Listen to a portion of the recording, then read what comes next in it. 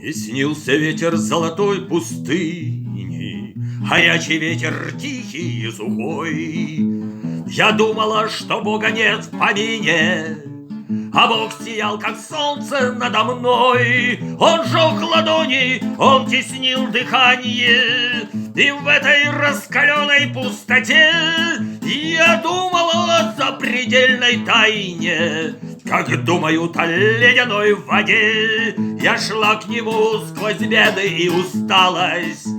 Коль жажда есть, отыщется вода, а то, что мне лишь мнилось и казалось, он вымывал слезами навсегда. Мне снился ветер золотой пустыни, горячий ветер тихий и сухой. Я думала, что Бога нет в помине, а Бог сиял, как солнце надо мной.